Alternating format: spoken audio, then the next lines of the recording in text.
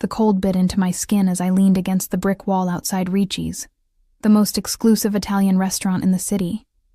My uniform, a simple black dress that hung loose on my frame, offered little protection against the December wind. I'd lost too much weight in the past months, and the fatigue that had become my constant companion weighed heavier tonight. Double shifts for 2 weeks straight would do that to you. 10 more minutes, Elena, I whispered to myself, watching my breath form small clouds in the air. Just 10 more minutes until my shift ended, and I could go back to my tiny apartment, to my sleeping daughter, to wondering how I'd make rent this month. The restaurant door swung open, releasing a wave of warmth, the rich scent of garlic and wine, and the soft murmur of wealthy patrons. I straightened immediately, smoothing down my apron. Mr. Ricci didn't tolerate staff loitering, as he called our brief moments of respite, but it wasn't my boss who emerged. It was him. I'd seen him earlier, seated in the private corner booth, the one reserved for special guests. Even without knowing who he was, I could tell he commanded power. It wasn't just the immaculate black suit that looked like it cost more than my yearly salary, or the heavy gold watch that caught the light with every deliberate movement of his wrist. It was something intangible, the way the restaurant staff moved around him with a mixture of deference and fear, the hushed tones used at his table, the subtle nods from other patrons. Now, standing just feet away, I noticed details I'd missed, the way his dark hair was perfectly styled, not a strand out of place despite the wind. The sharp line of his jaw, covered in designer stubble, the slight scar that ran through his left eyebrow, the only imperfection in an otherwise flawless face. His cologne, expensive and subtle, carried notes of sandalwood and something darker I couldn't name. He was flanked by 2 men in similar suits, though theirs couldn't hide their bulky frames. Bodyguards, unmistakably. One scanned the street with practiced precision while the other murmured something into a sleek black phone. I averted my eyes, knowing better than to stare. Men like him, whoever he was, didn't notice women like me, not unless we spilled something on their designer clothes, or took too long with their orders. Have the car brought around, he said, his voice deep and accented, Italian, but refined, like he'd spent years abroad. And make sure Marco understands I expect him personally tomorrow. The second bodyguard nodded and stepped away to make another call. I should have gone back inside. My break was over, and the bitter cold was making me lightheaded. But something about him held me there, as if the air between us had solidified. He turned then, his gaze sweeping the street until it landed on me. Dark eyes, almost black in the dim light, locked with mine. I couldn't read their expression. Curiosity, annoyance. Whatever it was sent a shiver down my spine that had nothing to do with the cold. I tried to look away, but my vision suddenly blurred.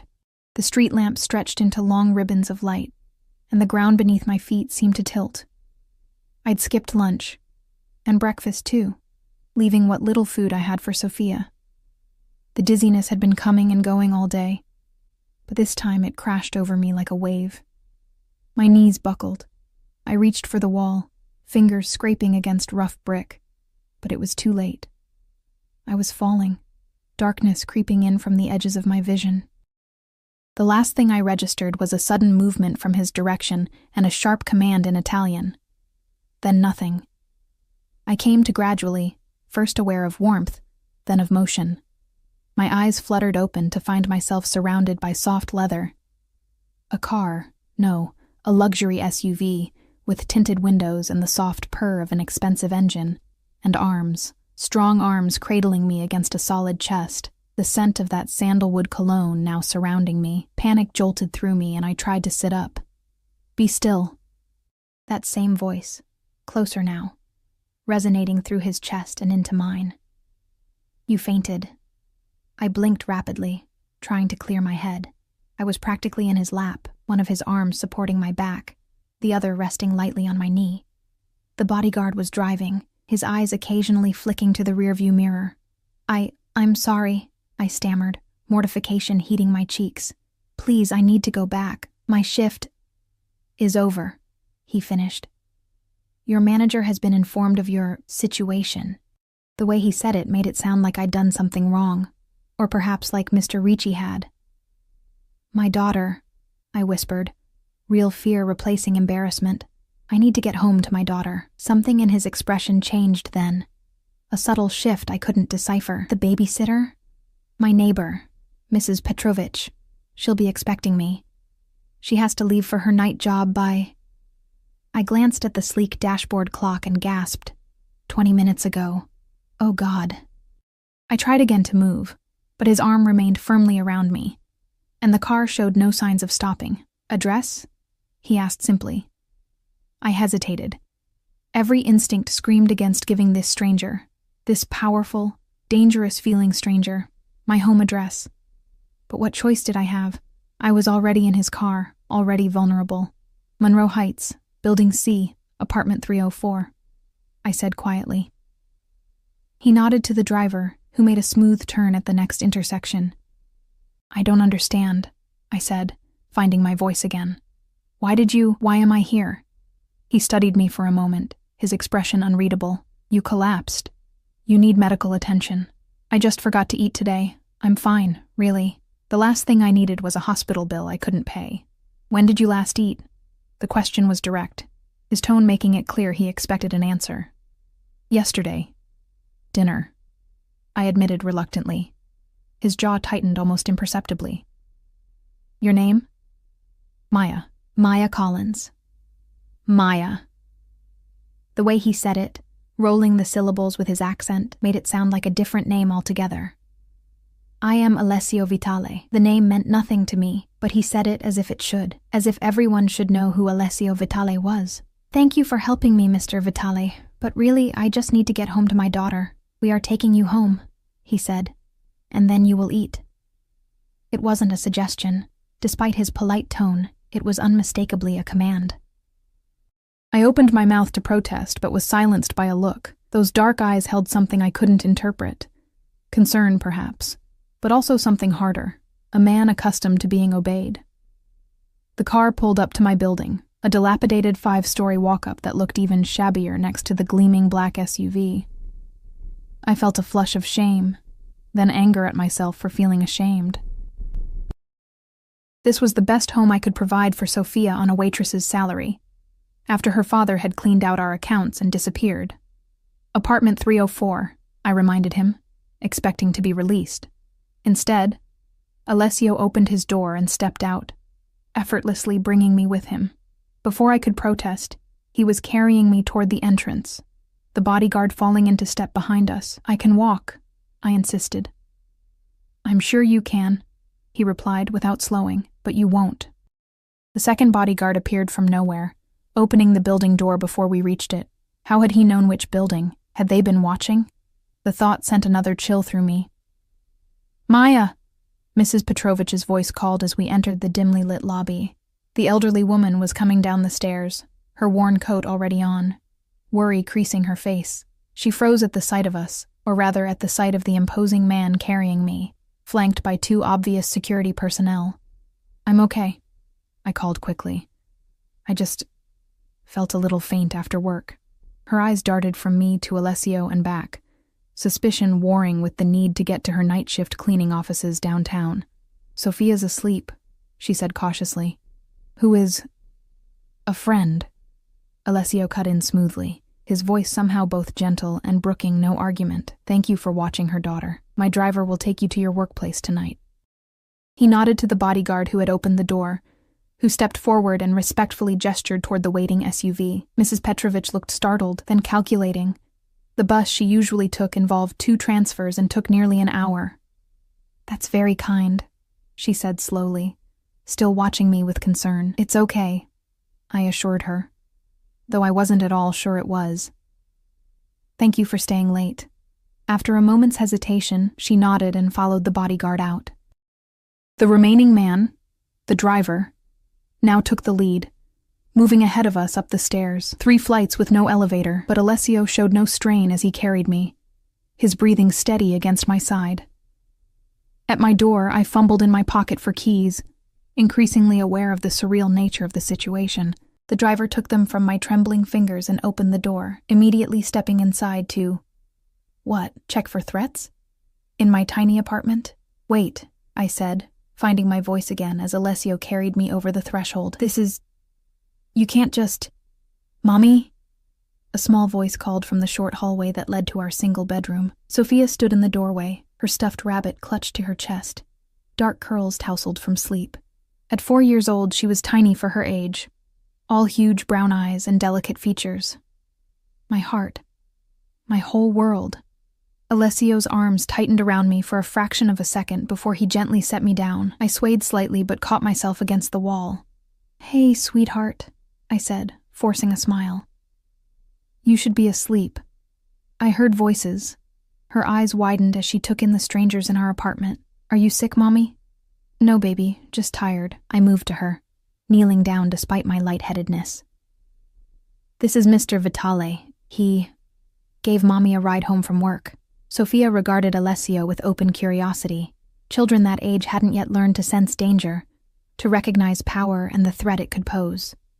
She just saw a tall man in a nice suit who had helped her mother. "Thank you for bringing my mommy home," she said with the solemn politeness I'd tried to instill in her. Something flickered across Alessio's face, an expression so brief, I almost missed it. Softness? Pain? Whatever it was vanished as quickly as it had appeared, replaced by a careful neutrality. "It was my pleasure," he replied, his deep voice gentled. He turned to the driver. "The packages from the car." The man nodded and disappeared back down the stairs. I frowned, confused, as I guided Sophia back toward the bedroom. "You should go back to sleep," I told her. "It's very late." "But I'm hungry," she said, the guileless admission twisting my heart. I'd left her dinner, but it hadn't been enough. It was never enough. "I'll fix you a snack," I promised, though I knew our kitchen held little beyond some crackers and peanut butter. "That won't be necessary." Alessio's voice came from behind me as the driver returned, his arms laden with bags. "Dinner has arrived." The driver set the bags on our small kitchen counter and began unpacking containers. Dozens of them, filled with pasta, bread, salads, and meats from Ricci's. The rich aromas filled our tiny apartment, and Sophia's eyes grew wide. "For us?" she whispered, looking between me and the food in disbelief. I turned to Alessio, finding him watching us with an unreadable expression. "Why are you doing this?" He didn't answer immediately. Instead, he removed his suit jacket and laid it precisely over the back of my worn couch, then rolled up the sleeves of his crisp white shirt, revealing strong forearms and a glimpse of a tattoo, something in black ink that disappeared beneath the fabric. "You need to eat," he said finally. "Both of you." He moved to the kitchen, opening cabinets until he found plates, mismatched yard sale finds that looked absurdly inadequate next to the gourmet food. "And then we need to talk, Maya Collins." The way he said my name sent another shiver through me, not entirely from fear. There was something else taking root alongside my apprehension, something I didn't want to examine too closely. As he began arranging food on plates, looking bizarrely domestic in my shabby kitchen, Sophia tugged at my hand. "Mommy," she whispered, eyes shining with excitement. "Is he a prince?" The driver, overhearing, made a noise that might have been a hastily suppressed laugh. Alessio's mouth curved into the ghost of a smile, the first I'd seen, revealing a flash of white teeth and a hint of warmth in those dark eyes. "No, sweetheart," I said quietly, watching this dangerous man handle my discount plates with careful precision. "Not a prince. Something far more dangerous," whispered a voice in my head. "Something that should make you gather your daughter and run, not stand here wondering what his genuine smile might look like." But I was too weak, too tired, and suddenly too hungry to run anywhere. And as Alessio turned and handed my daughter a plate of pasta that made her eyes light up with delight, I had the terrible feeling that running wouldn't matter anyway. Whatever Alessio Vitale wanted, he was clearly accustomed to getting, and for reasons I couldn't begin to understand, what he seemed to want right now was us.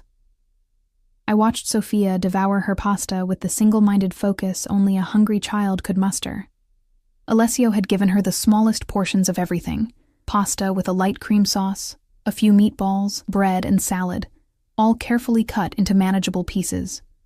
The thoughtfulness of this gesture unsettled me more than his commanding presence in our apartment. Dangerous men weren't supposed to know how to serve dinner to 4-year-olds.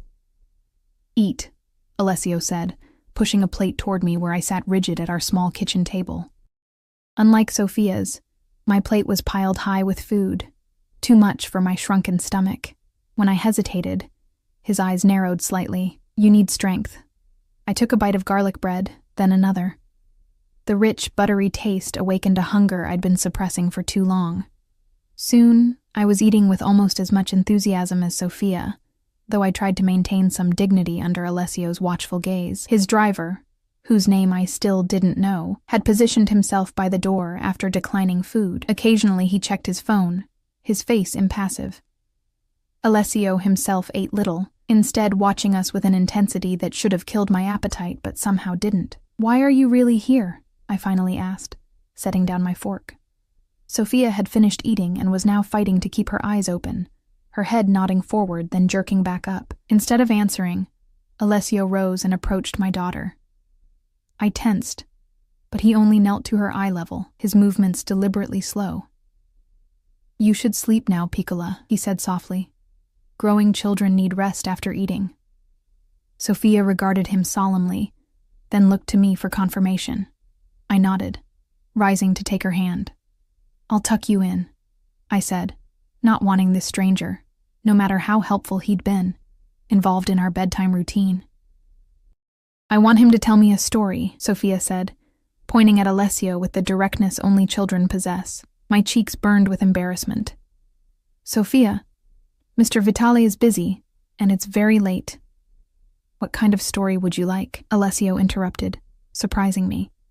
His tone with Sophia was different, gentler, with a patience I wouldn't have expected from a man who radiated such authority. "A princess story," she said immediately, "but not a boring one where she just waits. One where she fights dragons." A smile tugged at the corner of his mouth.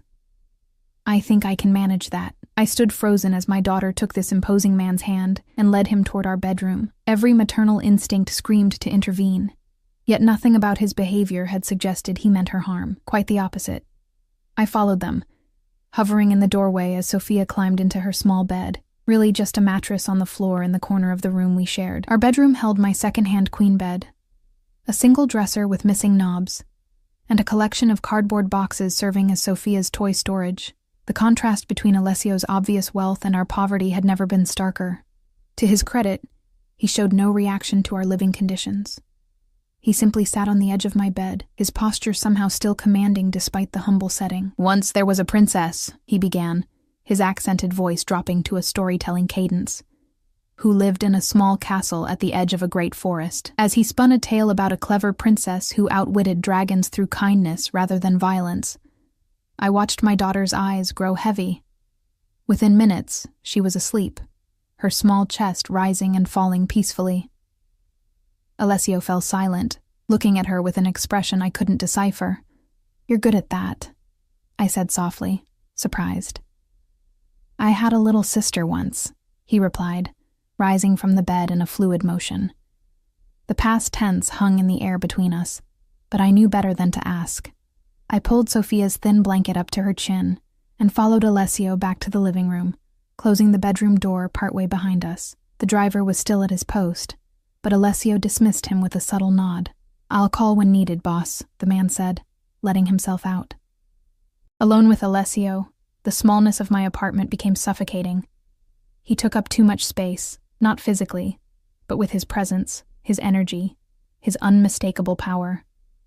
"Now," he said, returning to his seat at the kitchen table. "We talk." I sat across from him, mustering what little strength I had left. "I appreciate your help tonight, and the food. But I don't understand what you want from me." His dark eyes studied me with unsettling intensity. "Tell me about Sophia's father."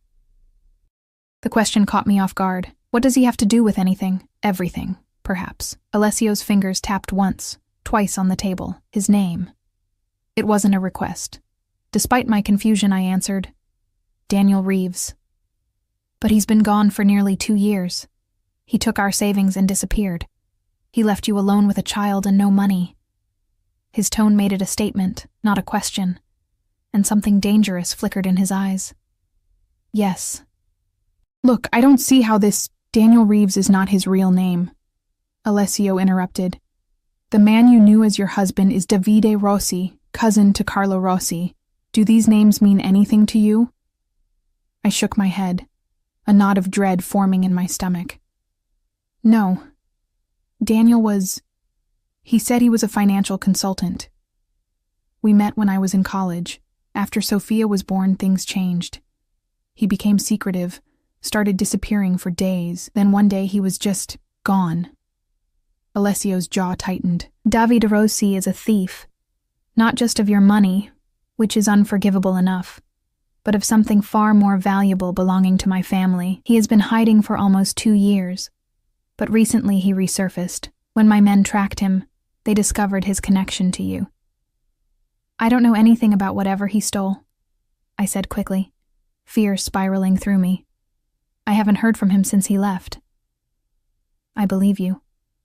Alessio's voice was surprisingly gentle. You are as much his victim as... He stopped himself. But your daughter is his blood. The implication hung in the air, terrible and clear. My heart began to race, and I rose from my chair, moving instinctively toward the bedroom where Sophia slept. If you're suggesting that I would give her up, or use her to find him... Sit down, Maya. Though softly spoken, the command froze me in place. I have no intention of harming your daughter, or you. Then what do you want? Alessio was silent for a moment, contemplating. The Rossi family and mine have been enemies for generations. Blood has been spilled on both sides. What David took was a family heirloom. Valuable, yes, but more importantly, it belonged to my mother. I have been searching for him for a long time, and now you've found me instead, I said bitterly. I'm sorry about your heirloom, but we have nothing. Whatever Daniel Davide stole, it's not here. I know. Alessio's gaze swept around the apartment. But Davide Rossi is a sentimental man for all his faults. My sources tell me he has been watching you from a distance. He still cares for his daughter, even if he abandoned her. The thought of Daniel, Davide, watching us made my skin crawl. You want to use us as bait. Protection, he corrected. I am offering you my protection. I laughed. A short, disbelieving sound. Protection from what? I don't need... You fainted from hunger tonight. Alessio cut in, his voice hardening. Your daughter asked for food in the middle of the night. Your apartment building has had 3 break-ins this month alone. The neighborhood is controlled by street gangs. And somewhere out there, the cousin of a vindictive crime family is watching your every move. His eyes locked with mine. Yes, Maya Collins. You need protection. Crime family. The words echoed in my head, confirming what I'd suspected, but hadn't wanted to acknowledge. This man, with his bespoke suit and commanding presence, was connected to the Mafia. And my ex-husband, apparently, was connected to a rival family. I felt sick. What exactly are you proposing? You and Sophia will come stay at my estate. You will be given everything you need: food, clothing, security. In return, you continue your normal routine. You go to work, take Sophia to her daycare. Live your life, but under my watchful eye. And if I refuse? His expression didn't change, but something in his eyes did. Then I leave tonight, and you continue struggling alone. But know this, if Davide contacts you, if he tries to see his daughter, the Rossi family will not be far behind. And they will not be as considerate as I have been. The threat was implicit but clear. Whatever game was being played between these families, Sophia and I were now pawns. If Alessio left, we'd lose his protection, but remain targets. How long? I asked, hating the tremor in my voice. Until Davide is found, until what was taken is returned. And then what happens to him? I shouldn't care, after what he'd done to us. But once, I had loved him. Alessio's silence was answer enough. I looked toward the bedroom door, thinking of my sleeping daughter, of her hungry eyes lighting up at the sight of food tonight, of the constant struggle just to keep a roof over our heads, of the fear I lived with daily, wondering when we'd finally hit bottom. If we come with you, I said slowly, I need your word that Sophia will be safe, that she'll never know any of this. Who her father really is, who you really are. She deserves a childhood untainted by all of this. Something shifted in Alessio's expression. Respect, perhaps, or understanding. You have my word. No harm will come to Sophia under my protection, and she will know only what a child should know. When would we leave? Tonight. Now. Pack what you need for a few days. The rest can be gathered later. I thought of Mrs. Petrovich, of my job at Ricci's, of Sophia's few friends at daycare. I can't just disappear. People will ask questions. Your neighbor already knows you've made a new friend who's helping you through a difficult time, Alessio said with the barest hint of a smile. As for your job, Ricci's has just given you a paid leave of absence. Health reasons. The casual way he spoke of rearranging our lives sent a chill down my spine. You've already set this up. Before you even spoke to me, he didn't deny it. I prepare for all possibilities, including the possibility that I wouldn't have a choice, I thought bitterly. But hadn't that been true before he entered my life? Had I ever really had choices, struggling paycheck to paycheck, abandoned with a young child? I'll need to pack Sophia's favorite things, I said finally. Her rabbit, her blanket, some books. Alessio nodded once, satisfaction evident in the slight relaxation of his shoulders. He'd won, and he knew it. Take what will comfort her. Everything else can be replaced. I rose on unsteady legs and moved toward the bedroom, feeling his eyes on me every step. At the door, I paused and looked back. You never did tell me who you really are, Mr. Vitale. His eyes held mine, dark and unreadable. You know enough for now, Maya. The less you know beyond that, the safer you and Sophia will be. As I turned to pack, choosing which pieces of our small life to take into this unknown future, I wondered if I'd made a deal with the devil. But looking at my sleeping daughter, peaceful, fed, for once not worried about tomorrow, I knew I would make the same choice 1,000 times over. For her, I would walk into the lion's den. For her, I would face whatever dangers awaited in Alessio Vitale's world. And maybe, whispered a treacherous voice in my mind, for myself too. Dawn was breaking as Alessio's convoy of black SUVs wound through iron gates and up a long, tree-lined driveway. Sophia slept against my shoulder, her beloved stuffed rabbit clutched tightly in her small hands. I'd managed to stay awake during the hour-long drive, watching as city streets gave way to affluent suburbs, then to what could only be described as estate country. Alessio sat across from us, occasionally speaking in rapid Italian into his phone, his voice low to avoid waking Sophia. 2 bodyguards, including the driver from earlier, flanked us, while a second vehicle followed behind with what I assumed was more security. The house that emerged from the morning mist stole what little breath I had left. House was an understatement. It was a modern mansion, all clean lines of stone and glass, sprawling across manicured grounds with the precision of an architectural magazine feature. Security was evident everywhere. Cameras mounted discreetly, men patrolling the perimeter, a guardhouse at the entrance. "This is where you live?" I whispered, unable to keep the awe from my voice. Alessio glanced at me, something unreadable in his dark eyes. "One of my residences. It's the most secure. The most secure. Not the most comfortable or the most convenient. Security was the priority." Another reminder of the world I'd just stepped into.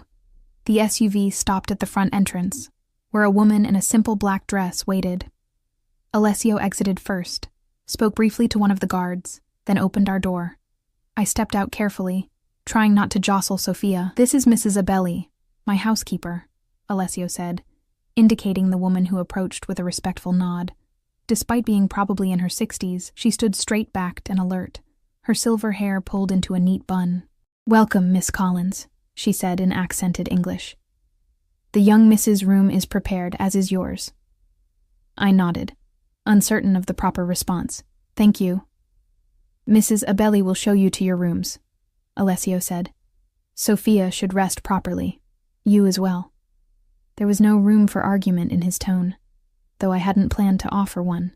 The events of the night had left me bone-weary, and the thought of a bed, any bed, was appealing. "And you?" The question slipped out before I could stop it.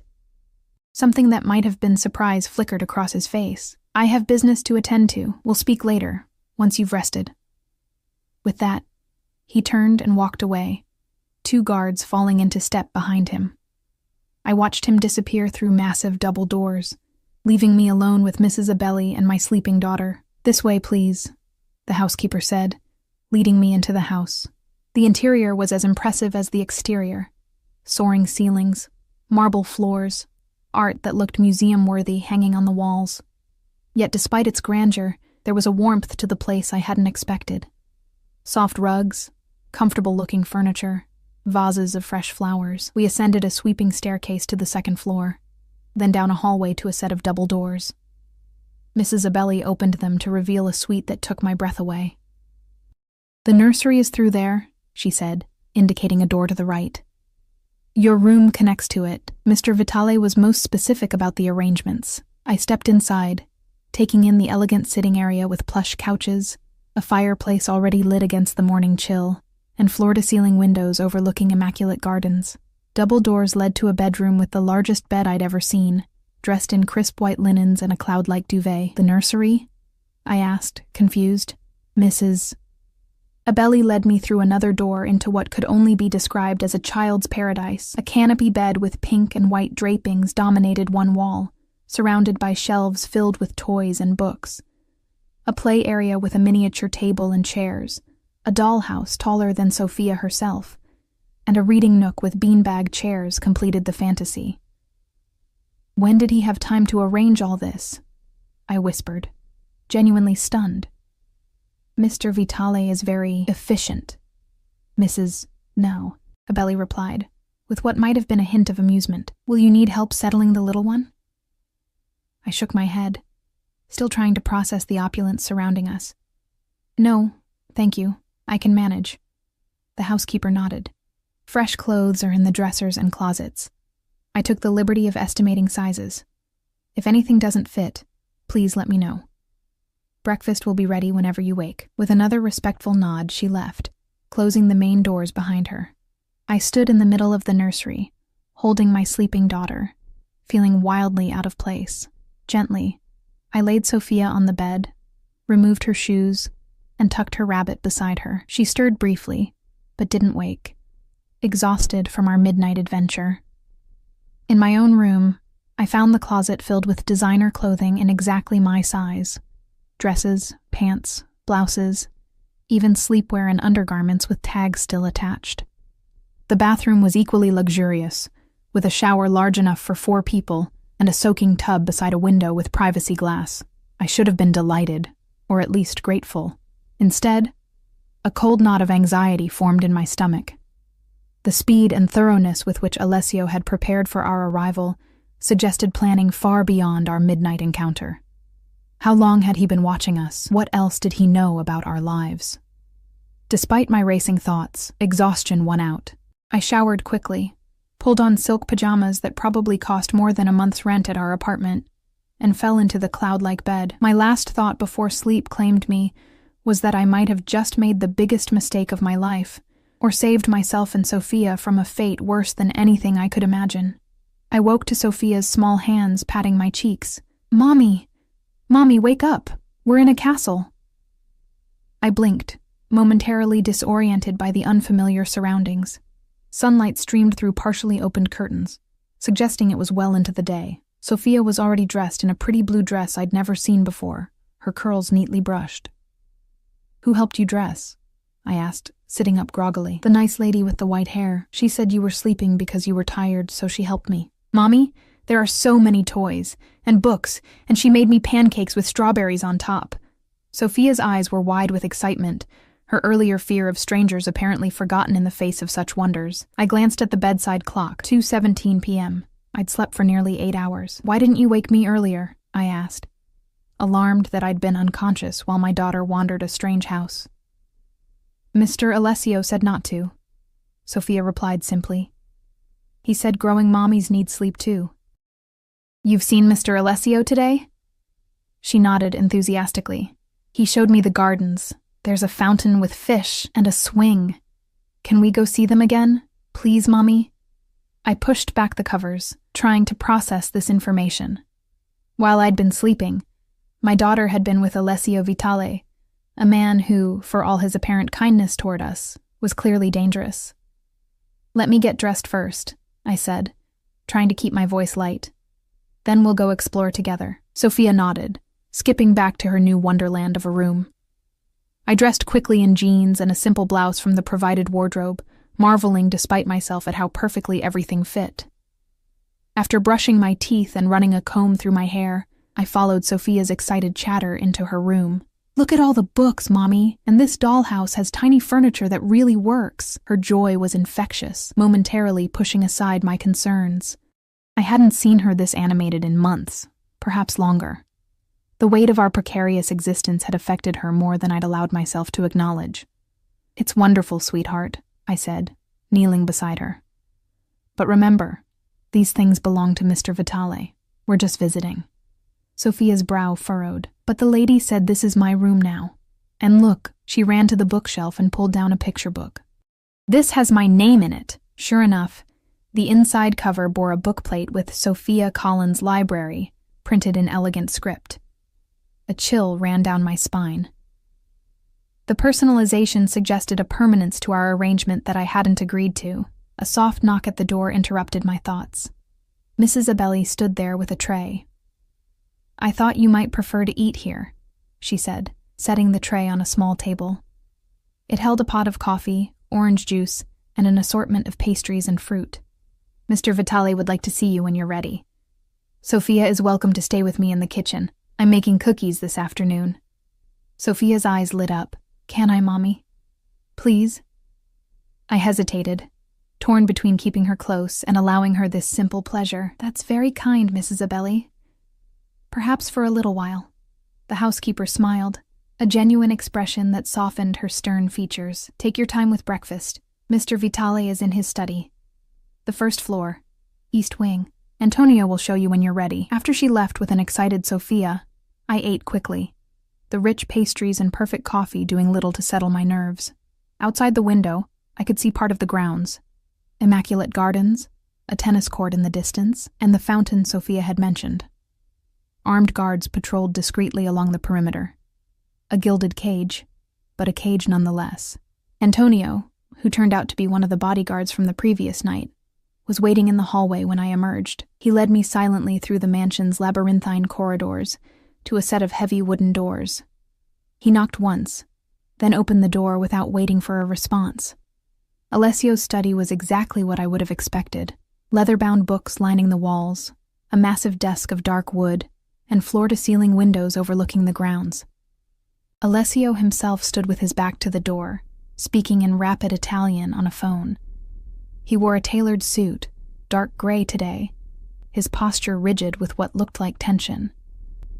He turned at our entrance, his eyes meeting mine. Something in his expression shifted, softened perhaps, before he said a few curt words into the phone and ended the call. "Maya," he said, gesturing toward a leather chair opposite his desk. "You slept well?" 8 hours, I replied, taking the offered seat. "I never sleep that long. Your body needed it." He sat behind his desk, his movements precise and controlled. "And Sophia, she is comfortable?" "She thinks she's in a fairy tale castle," I said, unable to keep a hint of accusation from my voice. "With personalized books and a dollhouse worth more than everything we owned in our apartment." If he noticed my tone, he didn't acknowledge it. Children adapt quickly. It's good that she's happy. "Mr. Vitale, Alessio," he interrupted. "If we are to live under the same roof, formality seems unnecessary." "Alessio," I conceded. "I appreciate everything you've done for us. The food, the clothes, this place. It's overwhelming, but I need to understand what happens next. How long will we be here? What exactly do you expect from me?" He regarded me steadily, his dark eyes unreadable. "You will stay until David is found. As for what I expect, nothing beyond what I've already stated. You continue your normal routine, under my protection. My normal routine doesn't include living in a mansion with armed guards." A hint of a smile touched his lips.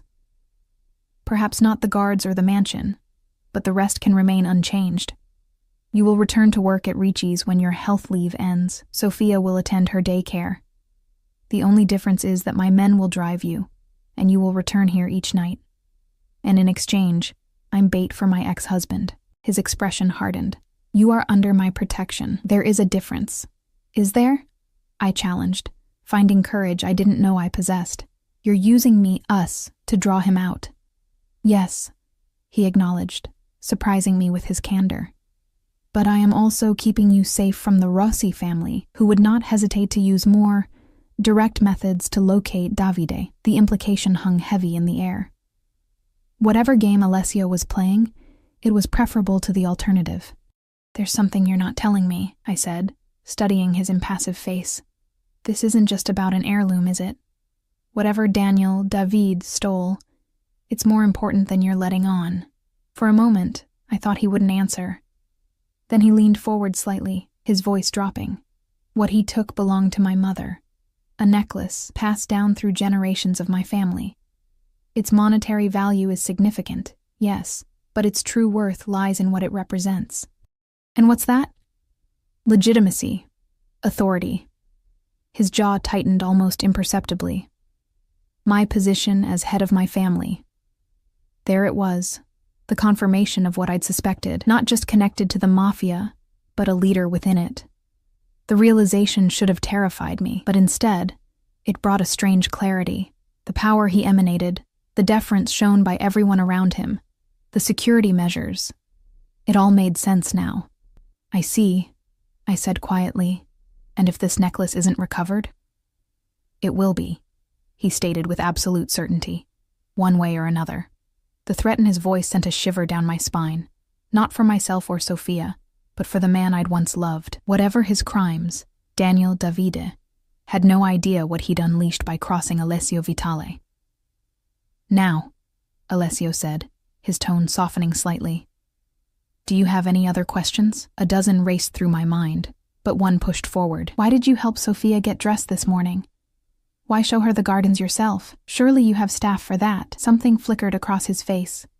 So brief, I nearly missed it. Pain, perhaps, or memory. Children should not suffer for the sins of their fathers, he said finally. Sophia is innocent in all this. And she reminds me. He stopped, then continued more carefully. She deserves kindness. The unfinished thought hung in the air between us. She reminds me of someone. Who? His sister mentioned in past tense? Someone else? Before I could ask, the study door opened, and one of his men entered, speaking rapidly in Italian.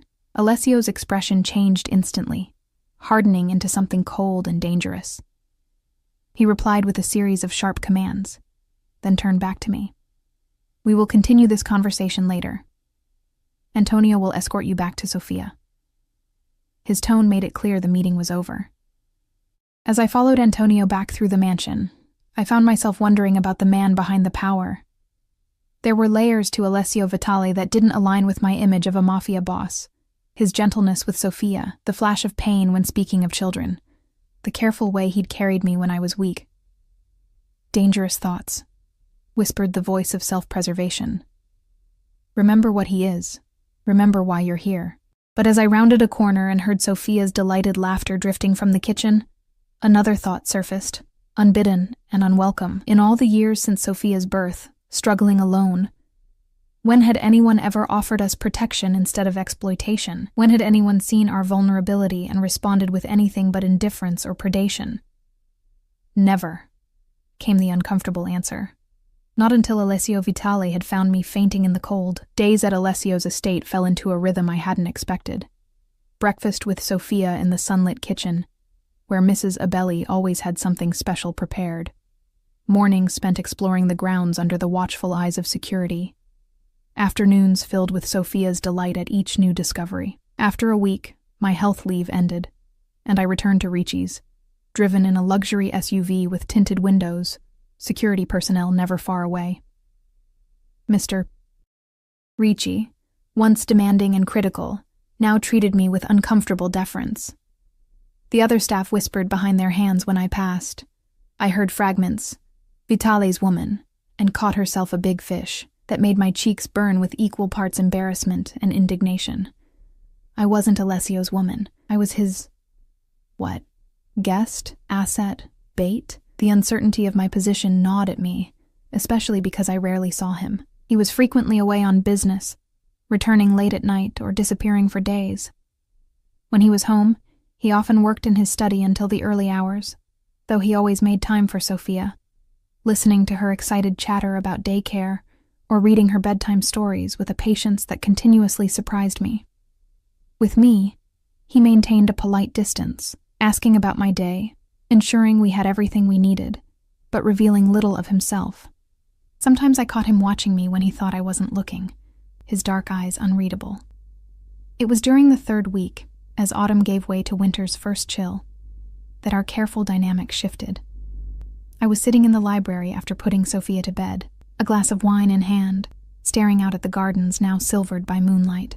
The massive room, with its towering shelves and reading nooks, had become my refuge. Tonight, with rain pattering against the windows and a fire crackling in the hearth, it felt especially cozy. Trouble sleeping?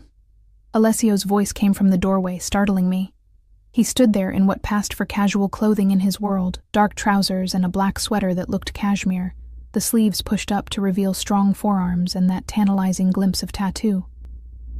Without his usual suit, he seemed somehow more approachable, though no less powerful. "Just enjoying the quiet," I replied, gesturing to the book in my lap. "Your library is impressive." He moved into the room, pouring himself a drink from the crystal decanter on a side table. My father believed education was power.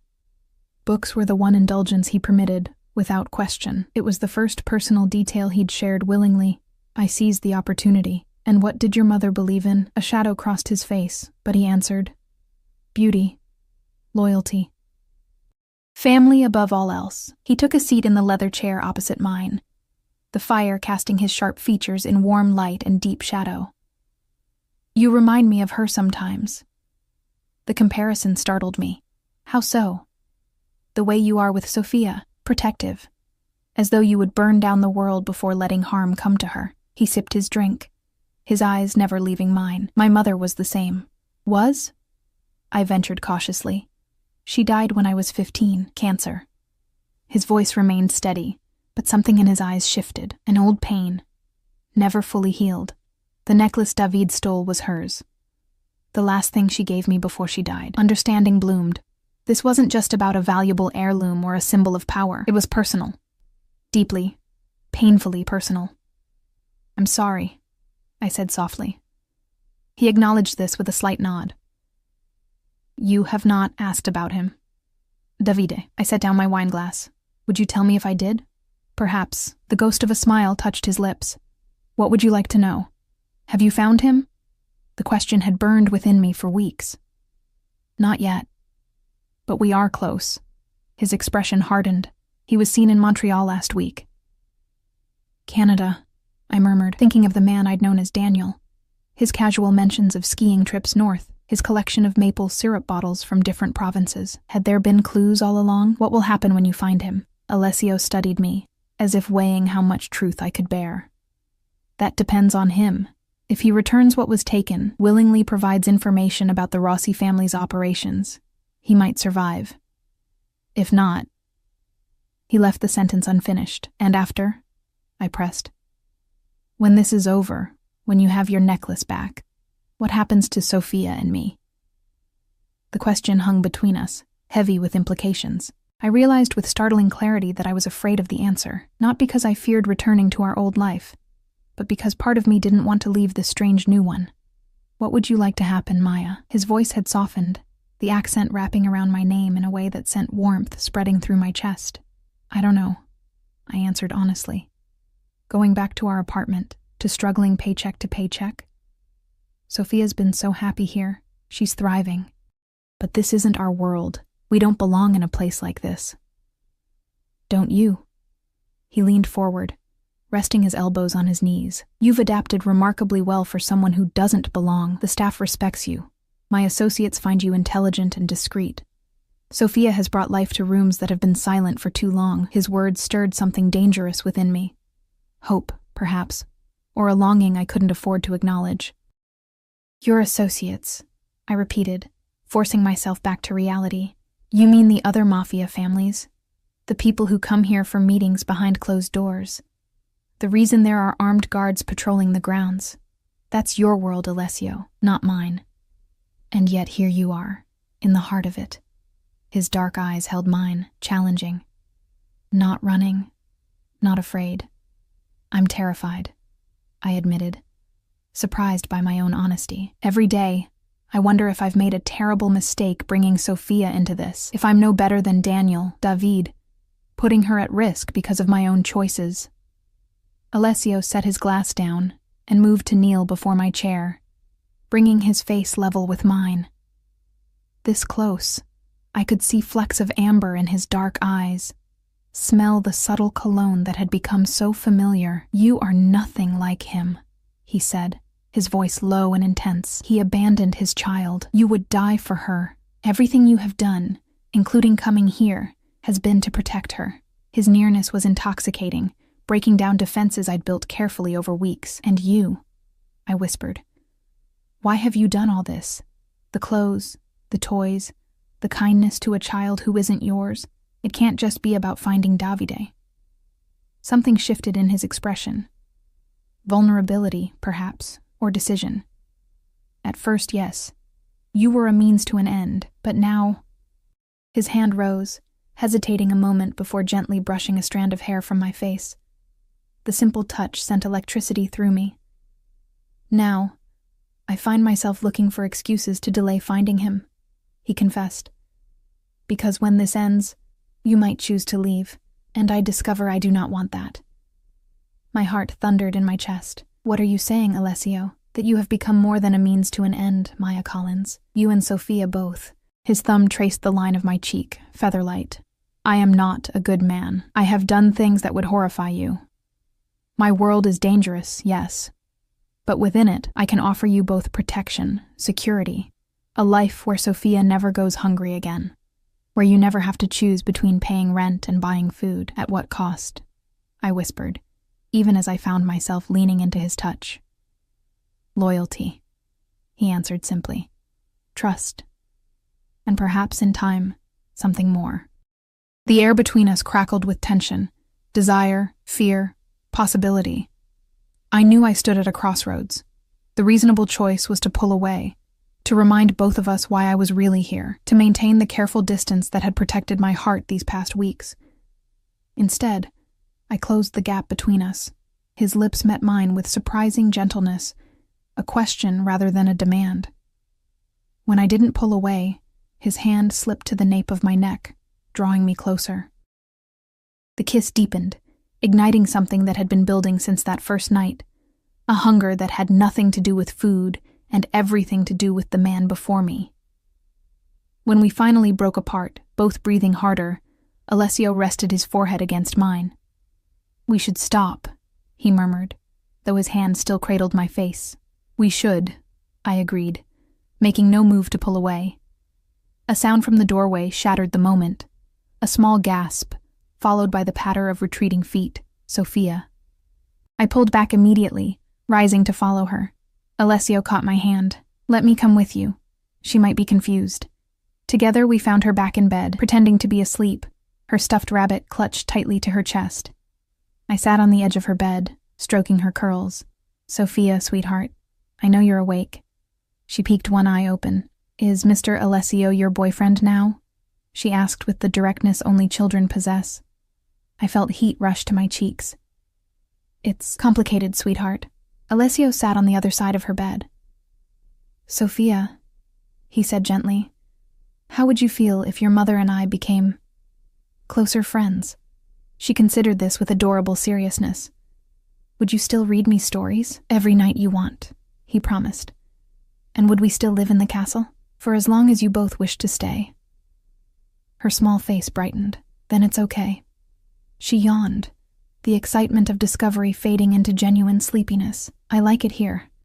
Mommy smiles more. As she drifted off, her innocent observation hung in the air between Alessio and me. It was true. Despite the circumstances, despite the danger and uncertainty, I had been happier here than I'd been in years. Alessio's hand found mine in the dim light of Sofia's room. We have much to discuss, he said softly, but not tonight. I nodded, knowing he was right. Whatever was happening between us, whatever impossible future might be forming, it deserved careful consideration. For Sophia's sake, for my own. But as I looked at him in the gentle glow of the nightlight, his usual hardness softened by the presence of a sleeping child, I couldn't deny the truth any longer. I was falling for Alessio Vitale, a man who by his own admission was dangerous, powerful, and decidedly not good. A man who, against all odds and reason, seemed to be falling for me too. Morning sunlight spilled through the curtains as I carefully extricated myself from Alessio's embrace, sliding out of the bed we'd been sharing for the past 2 weeks. He stirred slightly but didn't wake, his usual vigilance softened by sleep. In these unguarded moments, with the hardness gone from his face and his dark hair tousled, he looked almost innocent. A deceptive impression I knew better than to trust. I pulled on a silk robe and padded to the window, looking out over the estate grounds glittering with early frost. Armed men still patrolled the perimeter, a constant reminder of the world we inhabited. Alessio and I had progressed quickly after that night in the library. Too quickly, perhaps, but with an intensity that felt inevitable. He'd moved me from my guest suite to his master bedroom within days, though we maintained separate appearances around Sophia. She knew something had changed. Children always do, but seemed delighted, rather than confused. "You're thinking too loudly." Alessio's sleep-roughened voice came from behind me. I turned to find him watching me, propped up on one elbow. "Just planning the day. Sophia has that play date with her friend from daycare. I need to make sure everything's ready." He saw through the deflection easily. "That's not what's troubling you." He sat up, the sheets pooling around his waist, revealing the intricate tattoos that covered his chest and arms, symbols of his family, his position, his past. "Tell me." I sighed, returning to sit on the edge of the bed. "It's been 5 weeks, Alessio. We can't live in this bubble forever. Sooner or later, reality will intrude." He reached for my hand, his thumb tracing patterns on my palm. "This is reality, Maya. Us, here, now. Is it? We're playing house while your men hunt down my ex-husband, while rival families potentially plot against you." I met his gaze steadily. "What happens when they find David? What happens to us then?" Alessio was silent for a moment, his expression unreadable. Then he rose, pulling on a pair of pants, before moving to a painting on the wall, a seascape I'd always admired. He swung it aside, revealing a concealed safe, and entered a combination with practiced ease. "I've been meaning to show you this," he said, retrieving something from inside. He returned to the bed and placed a small velvet box in my hand. "Open it." Inside lay a necklace that took my breath away, a teardrop emerald surrounded by diamonds, hanging from a platinum chain. Even to my untrained eye, it was clearly an heirloom, valuable beyond measure. "Is this—" "My mother's necklace," he confirmed. "The one Davide stole." I stared at him in confusion, but I thought, "It was recovered 3 weeks ago.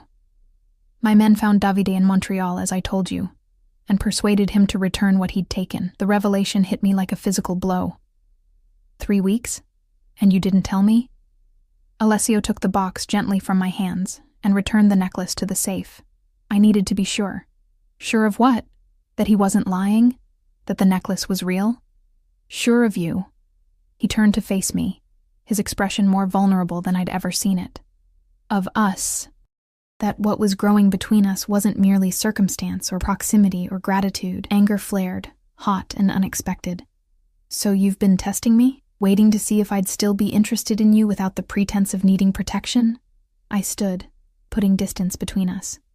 "What about Sophia? Have we been living in danger for no reason these past weeks?" "No," he replied firmly. "The threat from the Rossi family is real, and my feelings for you and Sophia are real.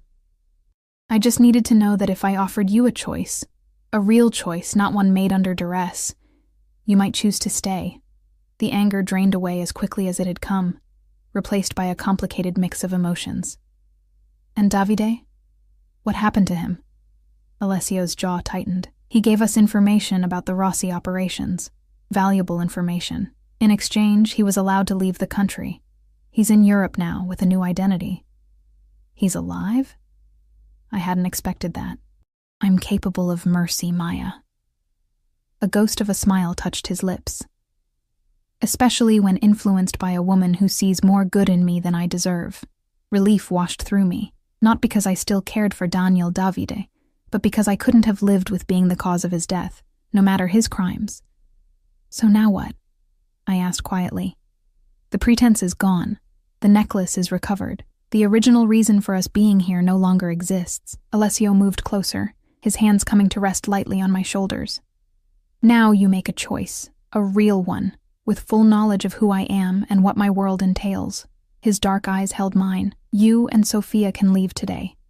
I've established an account in your name, enough money that you'll never struggle again. A new apartment in a safe neighborhood. College fund for Sophia. A clean break if that's what you want. My heart contracted painfully at the thought. And the alternative? Stay, he said simply. Be with me. Let me be a father to Sophia, accept my world, with all its complications and dangers, but also its protections and privileges. You're asking me to choose a life connected to the Mafia, I said, needing to hear the words out loud, to raise my daughter in that world. I'm asking you to choose me, he corrected, the man who has fallen in love with you, the man who would do anything to keep you and Sophia safe and happy. Love. He'd never used that word before. It hung in the air between us, monumental and terrifying and beautiful. I need time, I whispered. Though even as I said it, I knew my heart had already decided. He nodded, pressing a kiss to my forehead. Take all the time you need. I'll be here. Later that morning, as promised, Sophia's friend from daycare arrived for their playdate. A little girl named Emma, accompanied by her nervous-looking mother, Jessica. Mrs. Abelli had outdone herself with child-friendly snacks and activities in the garden room, where the girls quickly immersed themselves in imaginative play. Jessica and I sat awkwardly at first, the disparity in our circumstances evident in her wide-eyed glances around the mansion. So, she finally ventured, how long have you and Mr. Vitale been together? It's recent, I replied, unsure how much to share. She nodded, clearly bursting with curiosity but too polite to pry further. Emma talks about Sophia all the time. She says Sophia lives in a castle with a prince. I laughed despite myself. Children and their imaginations.